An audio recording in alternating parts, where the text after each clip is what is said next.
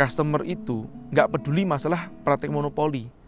Yang dipedulikan oleh customer itu, apakah kita bisa memberikan solusi buat mereka atau kita bisa memuaskan si pelanggan itu sendiri.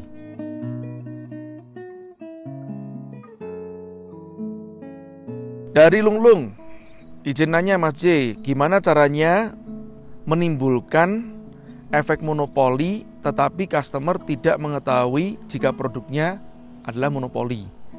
Ini pertanyaannya sebenarnya berat banget jawabnya, karena saya harus menjelaskan lebih dahulu apa yang dimaksud dengan monopoli itu sendiri. Nah, pada dasarnya dalam bisnis ya ataupun perdagangan jarang banget kita bisa menemukan monopoli murni, kecuali ada aspek-aspek tertentu yang memang harus dipenuhin. Ini contohnya ya, kalau misalkan terjadi suatu monopoli pun itu, nanti akan ada yang disebut namanya produk substitute atau produk pengganti yang bisa menyelesaikan masalah yang serupa.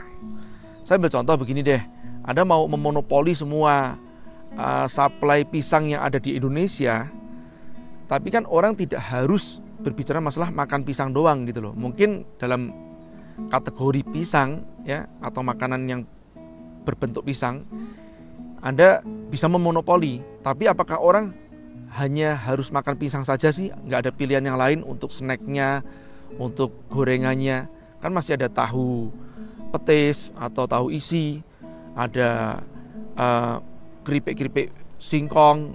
Nah, ini juga yang disebut namanya indirect competitor atau product substitute yang memberikan solusi yang serupa. Makanya nyaris bisa dikatakan tidak ada yang namanya 100% monopoli sih. Baik, kita bahas sedikit. Pada dasarnya, arti monopoli itu sendiri adalah tanpa persaingan, betul ya? Nah, hal ini sebetulnya bisa terjadi jika yang pertama nih, pasarnya belum terjamah oleh kompetitor. Ini artinya Anda menjadi yang pertama ya. Ini kata-katanya kan belum ya. Jadi bukan berarti tidak. Kalau Anda menjadi yang pertama, bisa besar kemungkinan memang tidak ada kompetitor pada saat itu. Tapi kembali lagi, jika barrier to entry-nya atau hambatan untuk masuk ke industri atau membuat produk tersebut tipis banget, maka tidak berapa lama kemudian pada saat produk Anda laris, kompetitor akan berduyun-duyun. Itu sudah hal yang wajar. Nah, jangan sampai kita nanti takabur juga mengatakan bahwa wah, produkku nggak ada yang bisa buat kecuali aku, Mas J. Nah, sekarang itu jangankan nasi padang, pesawat terbang aja pun juga Indonesia sudah bisa buat gitu loh. Ya. Yang kedua, ini adanya proteksi nih. Ini contoh nih ya. Kita bicara masalah listrik ya. Di Indonesia sampai sekarang listrik juga diproteksi oleh negara, alias kita nggak ada pilihan kecuali PLN. Makanya sebetulnya PLN tidak perlu mempromosikan dirinya. Kami hadir di sini lebih baik. Nggak perlu lebih baik. Yang kita nggak ada pilihan kok kecuali PLN. Ya. Nah, tapi bisa jadi sekarang sudah mulai ada alternatif-alternatif yang bisa memberikan swadaya listrik ya, mungkin dengan tenaga angin, mungkin dengan tenaga air. Itu sudah bisa menjadi ancaman bagi PLN. Oke, proteksi ya. Ya contohnya juga di zaman dulu nih, zamannya Pak Harto kan. Itu kita menggunakan telepon nih, mau nggak mau kan pakainya Telkom.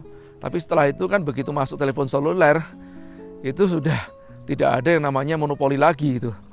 Baik, yang ketiga kondisinya adalah hambatan untuk masuk ke industri tersebut besar banget gitu ya. Misalkan seperti kayak jalan tol. Nah, ini jalan tol ini monopoli mau nggak mau ya. Nah, kenapa? Karena pemerintah tidak bisa mengizinkan setiap orang yang mau membuat jalan tol terus oke ACC sampai akhirnya timbul lewat sini lebih murah. Ya, nggak pernah kita dengarkan kan jalan tol lewat sini lebih murah. Kenapa? Bangun jalan tol nggak 10 tahun sekali ada gitu. Apalagi setiap tahun. Ya, jadi ini sangat minim kompetisi, alias ini yang disebut namanya monopoli. Oke, yang keempat, diferensiasi yang sangat kuat ya. Ini dikunci dengan brand tentu aja. Contohnya seperti Windows zaman dulu ya. Saya katakan lagi zaman dulu ya. Sekarang sudah mulai banyak kompetitornya. Apple ya. Termasuk Apple ini pun juga dulu melakukan praktek-praktek monopoli. Bahkan Steve Jobs itu pernah mengatakan kepada Bill Gates pada saat Apple itu nyaris bangkrut.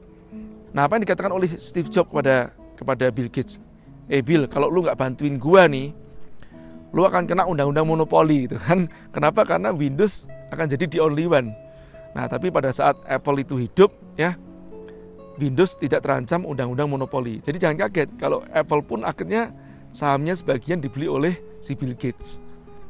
Baik, yang kelima adalah paten. Ya, ambil contoh nih ya, resleting nih. Resleting itu paten pertamanya itu dipegang oleh YKK. Ya, jadi nggak kaget kalau kita melihat YKK itu atau merek YKK ya, resleting YKK itu memegang bahkan dikatakan 70-80% pasar resleting di dunia. Cuman buat resleting doang saja ya. Nah, permasalahan sekarang itu paten-paten seperti gini sudah tidak berarti ya di Cina gitu kan, karena orang buat resleting, buat jiplak apapun itu sudah, jangankan resleting gitu kan, iPhone aja sudah mulai bisa di-cloning sama mereka gitu kan. Jadilah seperti Xiaomi. Meskipun tetap tidak bisa plug dengan iPhone karena iPhone mengunci di operating sistemnya. Baik, nah kembali lagi ke pertanyaannya Lung nih. Pada dasarnya Lung, sebetulnya customer itu nggak peduli masalah praktek monopoli. Yang dipedulikan oleh customer itu, apakah kita bisa memberikan solusi buat mereka atau kita bisa memuaskan si pelanggan itu sendiri. Itu yang paling penting buat si customer. Jadi tidak penting bagi customer ini apakah monopoli ataupun tidak. Dan itu harus memuaskan customer. Jangan sampai nanti listriknya mati-mati terus. Ini meskipun monopoli kita nggak ada persaingan, tapi juga adanya sumpah serapah juga kan. Ini mati terus kan begitu. Ya, coba begitu ada pesaing, wah langsung pindah ke lain hati kan begitu. Ya, nah yang peduli itu sebenarnya siapa sih? Kompetitor itu aja. Jadi kompetitor nanti akan peduli terhadap yang namanya praktek monopoli itu sendiri. Oke, nah sekarang menjadi suatu pertanyaan nih, ini sebagai renungan buat kawan-kawan semuanya. Katakanlah kita ini membangun usaha, kemudian awalnya nih be the first ya, kita menjadi the first. Kemudian karena saking larisnya produk kita, ada kompetitor yang masuk. Apakah kita harus mematikan kompetitor itu sendiri? Kalau buat saya akan melihat si kompetitor ini siapa. Ya, kalau kompetitor ini melakukan praktek-praktek yang tidak baik, termasuk juga dia tidak mensejahterakan karyawan, buat saya yang seperti gini boleh nih, ya, saya bersaing dengan dia, ya, untuk mungkin ya tanda petik gitu ya, mematikan kompetitor atau mungkin mengeliminasi kompetitor. Ya, kalau dalam bahasa marketing disebut namanya obsoleting existing competitor.